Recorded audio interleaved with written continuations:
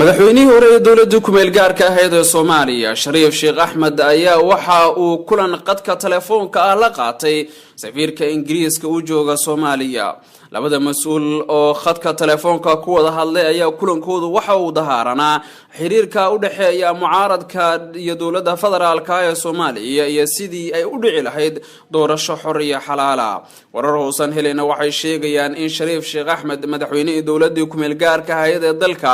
uu safiirka u gudbiyay nuxur kamida qodobo uu sheegay in madaxweyne Farmaajo ku tuntay taas oo ka dhigi karta in dawladda Ingiriisku ay faragelin ku sameyso arrimaha gudaha Soomaaliya siiba doorashada dalka ee ka dhacaysa sanadaha soo aadan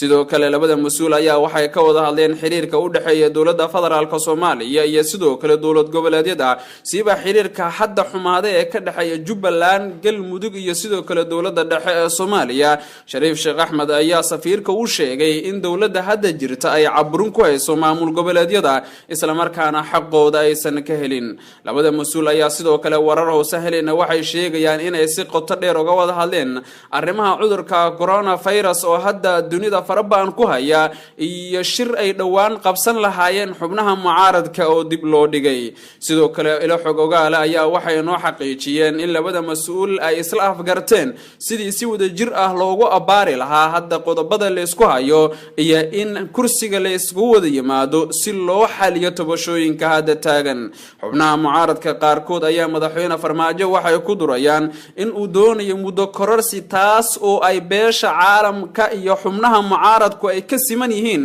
in doorashada waqtigeeda ay ku dhacdo dadka u dhunduleela arrimaha siyaasadda waxay qabaan in hadda doorasho hal qof iyo hal cod aysan ka dhici karin Soomaaliya maadaama hadda la joogo waqti xaalad xun lagu jiro coronavirusna farabaan uu ku hayo Soomaaliya danda ay la ildaran yihiin kuwana ay u dhinteen safiirka ayaa ugu dambeyntii uga mahadceliyay Shariif Sheekh Axmed dadaaladiisa iyo aqoontiisa ku aadan sidii uu abaari lahaa waxyaabaha hadda isku hayaan iyaga iyo dawladda dhexe ee Soomaaliya